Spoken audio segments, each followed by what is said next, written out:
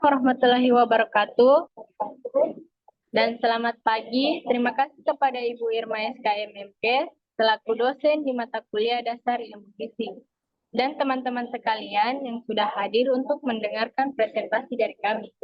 Perkenalkan, saya Retno Hermani Nurmirasuti selaku moderator pada presentasi kali ini. Kami dari kelompok 5 akan mempresentasikan tentang mineral. Dan saya di sini tidak sendirian, saya ditemani oleh rekan-rekan saya, Cinta, Nisa, Farida. Baik, langsung saja pada pemateri pertama, kami persilahkan.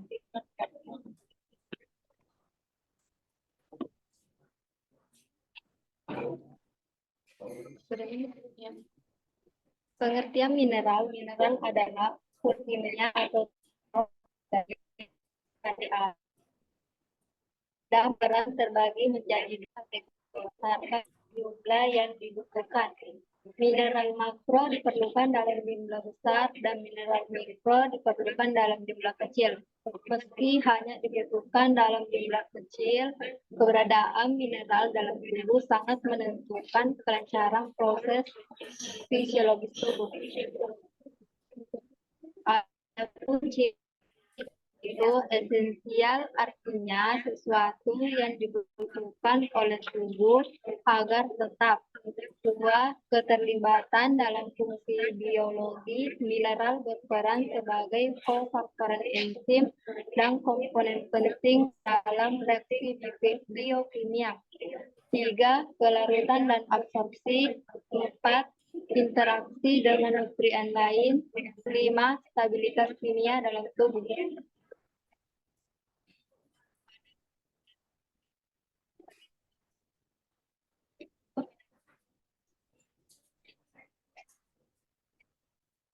Diperlukan tubuh dalam jumlah besar untuk fungsi vital seperti pembentukan tulang dan mengatur otot. Yang kedua, mineral mikro seperti zat besi, zinc, yodium dibutuhkan dalam jumlah kecil, tetapi penting untuk fungsi seperti perpindahan oksigen dan mengatur hormon.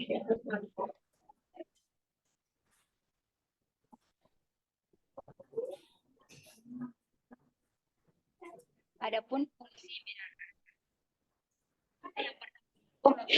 memiliki peran penting dalam pemeliharaan fungsi baik tingkat sel dengan maupun organ maupun fungsi secara tidak keseluruhan. Dan yang kedua sebagai katalis dan kavator dalam berbagai aktivitas enzim dalam tahap metabolisme. Yang ketiga untuk pemeliharaan keseimbangan asam basa. Dan untuk yang kelima itu untuk pemeliharaan kepekaan otot dan saraf terhadap rangsangan. Adapun proses pencernaan, penyerapan, transportasi, utilisasi, dan ekskresi. Yang pertama itu pencernaan. Mineral tidak perlu dicerna, biasanya langsung diserap tubuh dalam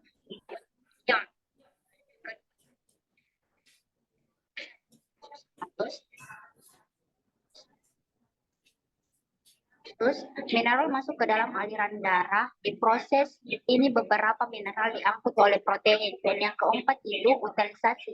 Setelah sampai di jaringan yang membutuhkan, mineral digunakan untuk berbagai fungsi penting. Dan untuk yang kelima itu ekskresi. Mineral yang tidak diperlukan atau lebih akan dibuang melalui urin, fases atau keringat.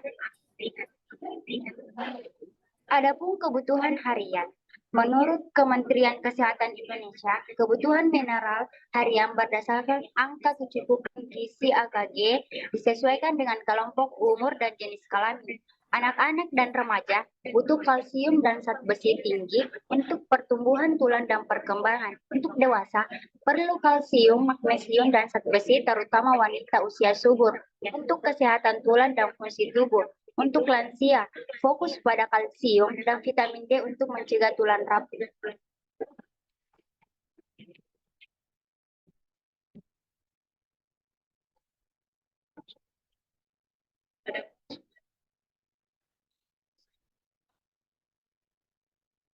mengandung mineral seperti kalsium, zat besi, dan magnesium.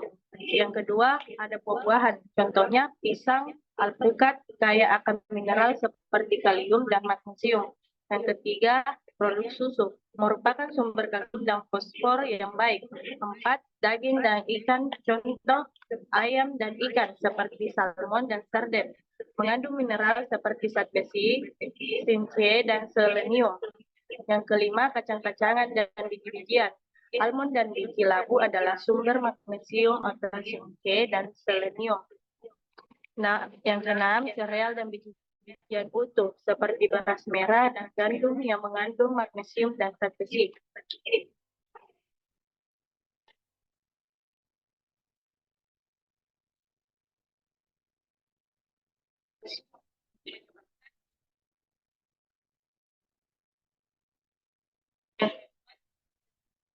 Menimbulkan keracunan yang merusak organ seperti hati, jantung, dan pankreas dengan gejala seperti kelelahan dan nyeri sendi.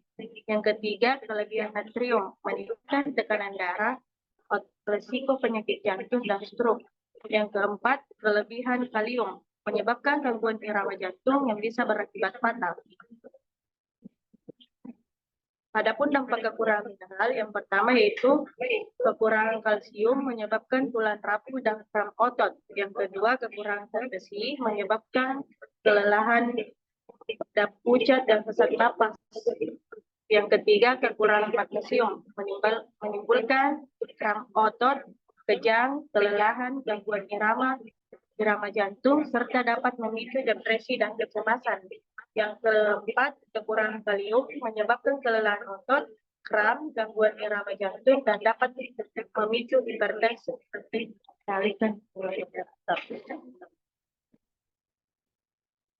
Baik, kesimpulannya, mineral berperan dalam proses biologis seperti pembentukan tulang dan gigi, transmisi saraf, pembentukan darah, serta keseimbangan cairan tubuh. Setiap mineral memiliki fungsi spesifik, misalnya kalsium penting untuk kesehatan tulang, zat besi berperan dalam pembentukan hemoglobin, dan zinc mendukung sistem kekebalan tubuh. Dan juga ada saran. Yang pertama, konsumsi mineral secara seimbang. Pastikan tubuh mendapatkan mineral dalam jumlah yang tepat, baik itu dari makanan atau suplemen, sesuai dengan kebutuhan individu. Beberapa kelompok orang seperti ibu hamil, lansia, atau atlet mungkin memiliki kebutuhan mineral yang lebih tinggi. Yang terakhir, waspadai kekurangan dan kelebihan. Kekurangan mineral dapat menyebabkan berbagai penyakit, sementara kelebihan dapat berisiko meracuni tubuh. Baik, selanjutnya adalah sesi tanya jawab. Jika ada yang ingin bertanya, silahkan angkat tangan.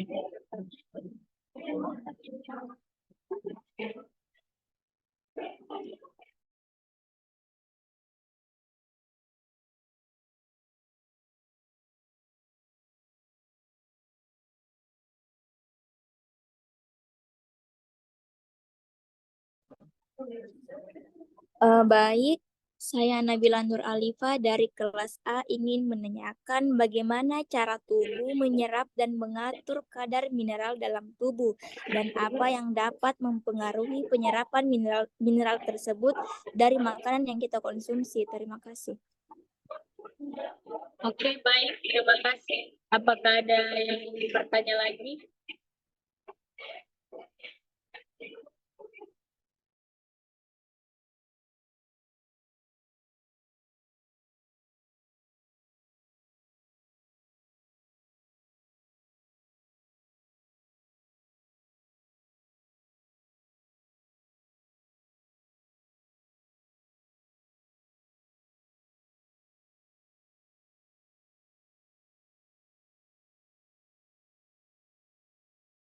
Baik. Kayaknya, oke, silahkan. Putri Salsa Budiman. Baik, perkenalkan nama saya Putri Salsa Budiman dari kelas A. Pertanyaan saya yaitu bagaimana interaksi antara vitamin dan mineral mempengaruhi penyerapan dan fungsinya dalam tubuh. Terima kasih. Terima kasih juga. Oke, selanjutnya Sukmawati silahkan bertanya. Baiklah, perkenalkan nama saya Nur Malasari. Pertanyaan saya itu, bagaimana mineral sangat berperan dalam kesehatan tulang? Baik, terima kasih. Selagi kami mencari jawaban, saya alihkan kepada moderator kelas B. Di sini kami akan menjawab pertanyaan-pertanyaan dari rekan-rekan sekalian. Baik, saya persilahkan penjawab pertama. Baik, terima kasih. Saya akan menjawab pertanyaan dari Nur Malasari. Pertanyaannya yaitu bagaimana mineral sangat penting berperan dalam kesehatan tulang. Mineral memainkan peran penting dalam menjaga kesehatan tulang karena tulang merupakan jaringan yang aktif secara metabolik dan membutuhkan keseimbangan mineral untuk pertumbuhan, kekuatan, dan pemeliharaannya. Apakah Nur Malasari jawabannya diterima? Terima.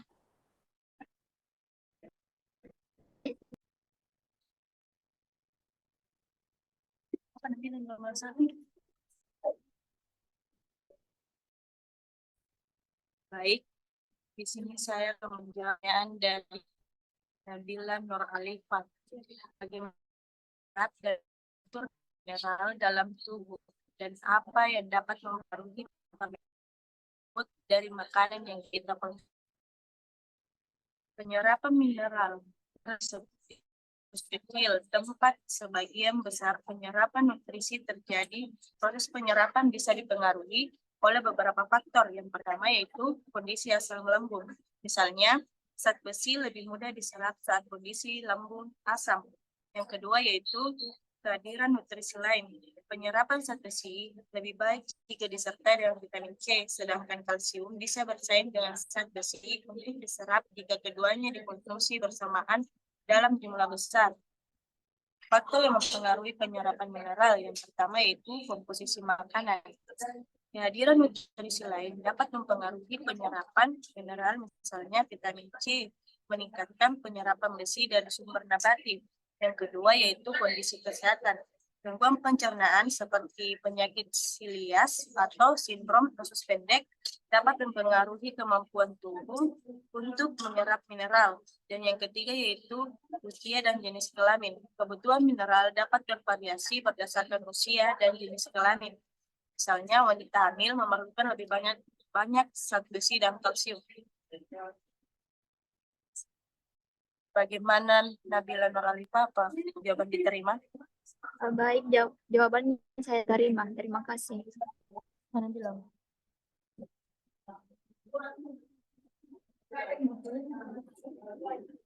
Baik, saya akan menjawab pertanyaan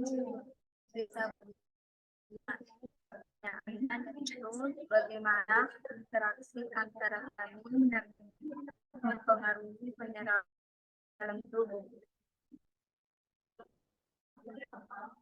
Interaksi antara vitamin dan mineral memainkan peran penting dalam fungsi tubuh karena kedua kelompok saling mendukung satu sama lain dalam berbagai proses biologi.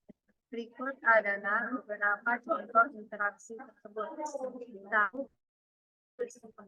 Vitamin D penyerapan kalsium. Vitamin D bisa menyerap kalsium dari makanan. Ini penting untuk kesehatan tulang dan fungsi. Namun vitamin juga berperan dalam mengatur penggunaan kalsium, misalnya dalam pengendalian kalsium pembuluh darah. 2. Vitamin C dan zat besi. Vitamin C meningkatkan penyerapan zat besi, zat besi dari sumber nabati. Ascorbat, vitamin C membantu mengubah zat besi yang sulit jadi bentuk yang lebih mudah.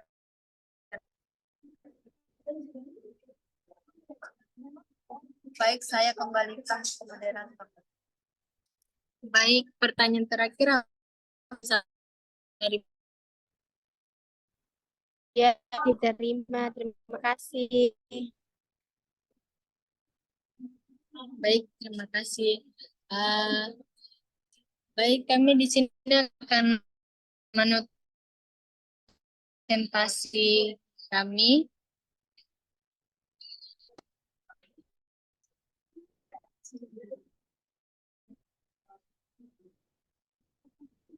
Terima kasih kepada Ibu Irma SKM Menkes dan teman-teman yang sudah berkenan menyimak presentasi hingga akhir.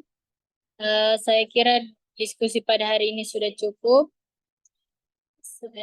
Wassalamualaikum warahmatullahi wabarakatuh. Saya kembalikan kepada moderator kelas B.